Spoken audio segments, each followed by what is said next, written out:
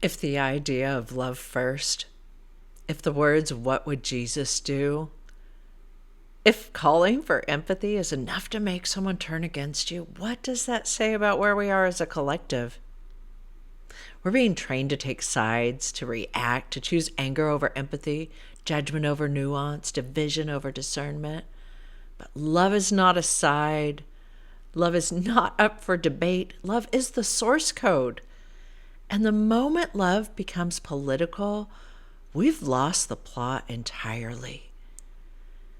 You see, when you're triggered simply by the suggestion of kindness or turned off by the word empathy, that's not political awareness, that's programming. Who shook the jar? Because we're all just reacting to the other side when the real enemy is the illusion of sides. Every time you choose fear over love, judgment over curiosity, you're lowering your frequency. And when you're in low frequency, you can't hear your intuition. You can't feel your inner knowing. You're cut off from the clearest, most divine guidance you have. This is not woo-woo. This is frequency literacy. Frequency fluency. When you're bathing in fear, you're blocked from love. When you're triggered constantly, you're not discerning, you're reacting. If you're constantly reacting, ask yourself, whose game are you playing? Who benefits from your exhaustion, from your confusion, from your rage, from your tears, from your upset? Anyone can win a debate. Anyone can weaponize information. The truth, it lives in your body. Your wisdom speaks in chills and knowing and that body, that full body, yes or no. That's what we need to learn to look to. This reminds me of a boyfriend I had in high school. I was so naive and so open-hearted and in love for the first time. I could not imagine someone cheating on me that I cared about so much and that seemingly cared about me so much. And that was the lens I looked through, the lens of my own heart. One day, my boyfriend's best friend told me right in front of him, they were both sitting there, I'll never forget this moment, and especially when I looked back on it, because his best friend was like, "Lorelai, he's been cheating on you the whole time." And I defended him as he was sitting there giggling and just like, I didn't believe it. I'm like, there's no way he could cheat on me. We share such a specialness. Whatever. So I defended him. I argued that he would never do that because I believed his heart was like mine. They both laughed. Years later, he admitted it. He admitted all of it. And it was a huge awakening for me, not just about love, but about truth. Because not everyone has the same heart you do. Not everyone tells the truth, even when you're told they're the ones you can trust the most. And that's part of the journey we're on right now as a collective. It's hard to believe that the people and systems promised to keep us safe might be manipulating our fear to keep us disempowered and disconnected. Because when you're stuck in fear, you're not listening to your intuition. You're not hearing the quiet, loving voice within. You're just reacting, distracted, and divided.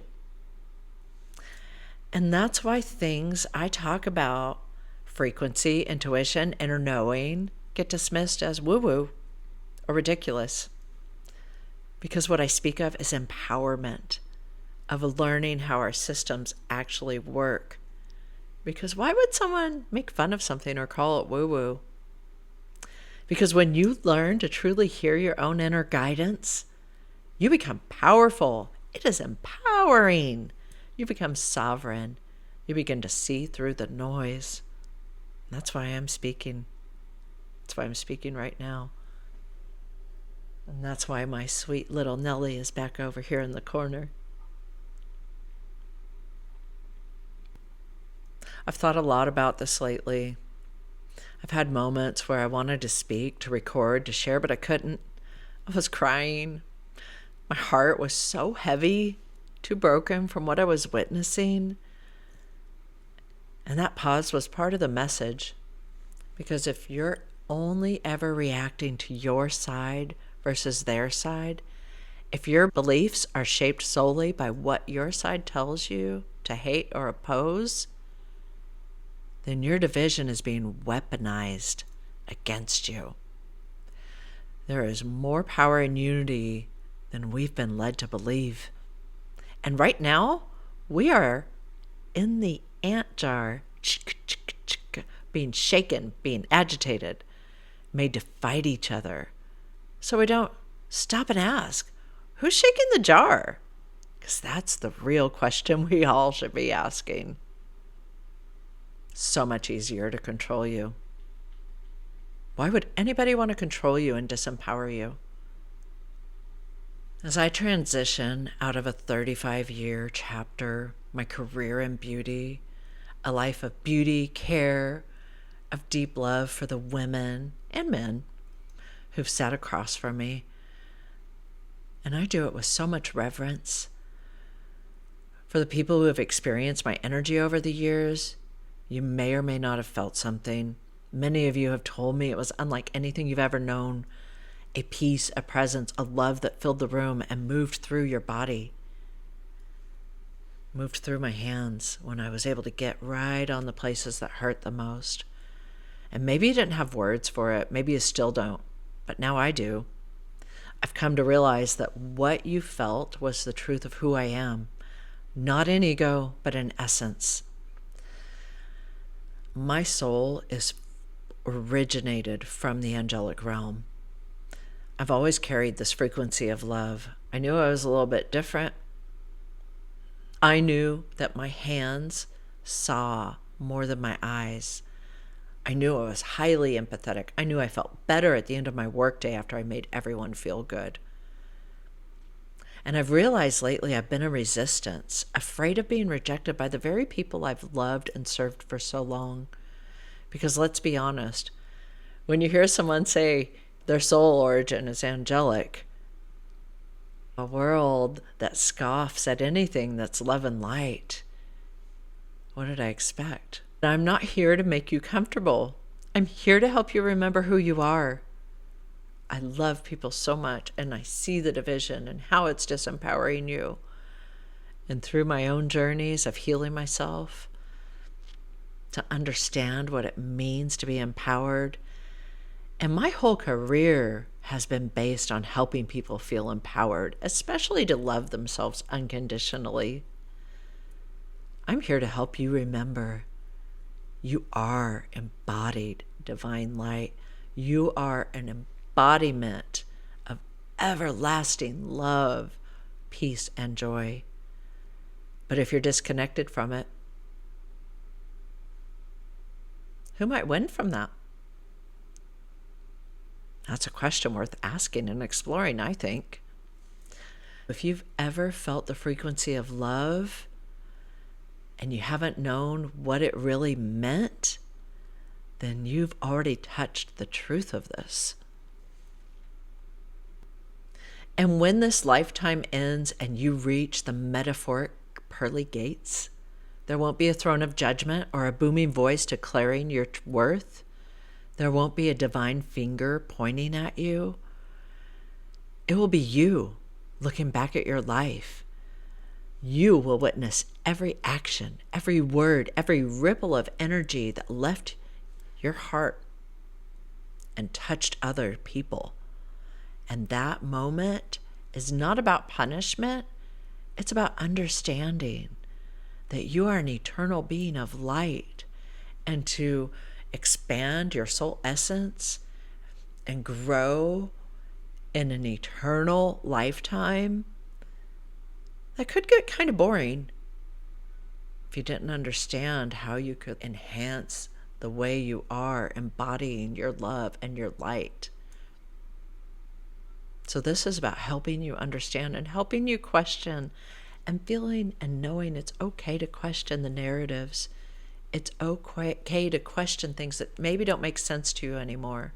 Because I speak to a lot of people, I always have, especially younger generations, and they've shared with me the essence of how they just don't believe in religion because it's supposed to be based on love, yet they feel fear pumping out of it. It's easy to witness, very easy to witness right now. That moment when you get up to the pearly gates, how are you going to feel about your own actions towards yourself? Are you embodying self-love?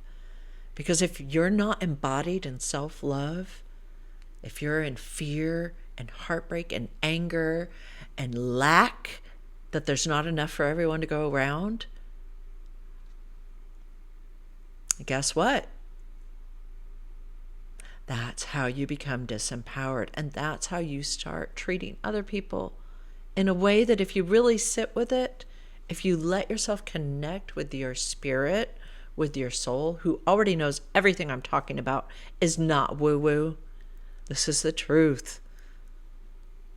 How will you feel when you get to those pearly gates and you're witnessing your actions and you're witnessing your blind eye and you're witnessing yourself turning and justifying things that are not right? They are not of light. They are not of love. So really, if you want to get to the pearly gates and feel good about your actions right now, just stop and look in the mirror. How will I defend these actions? Because it's you judging you. We're not here to judge other people. And when you judge other people, it really says so much more about who you are and where you are, and it reveals your wounds left to heal. I remember Rodney King. Can't we all just get along? And maybe some of you will be too young to know what I'm referencing. But I lived in the LA area when the LA riots were happening because of the injustice that we witnessed. And this poor man was like, can't we all just get along?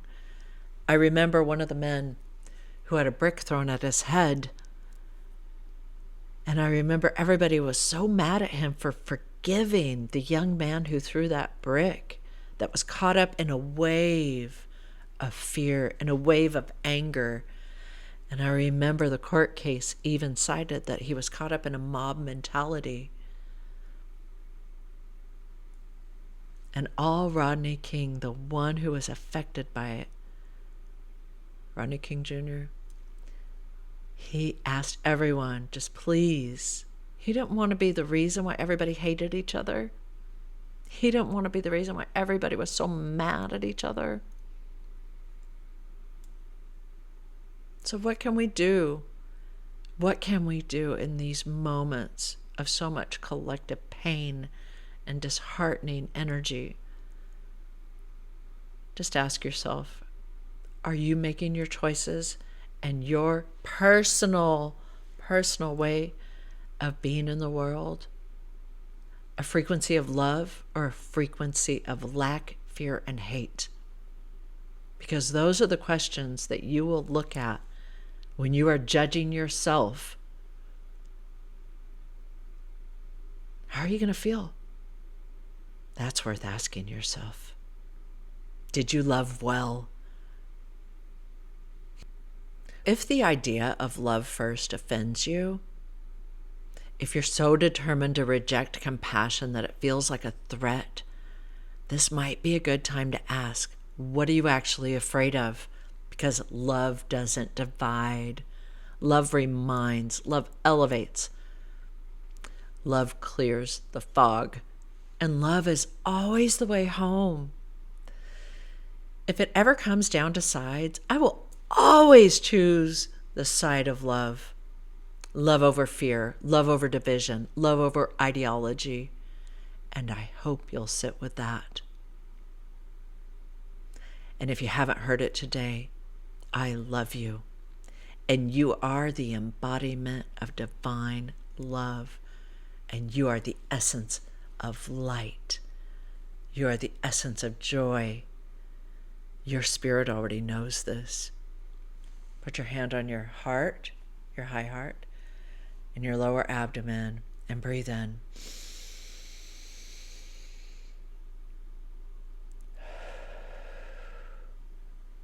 You are unconditionally loved.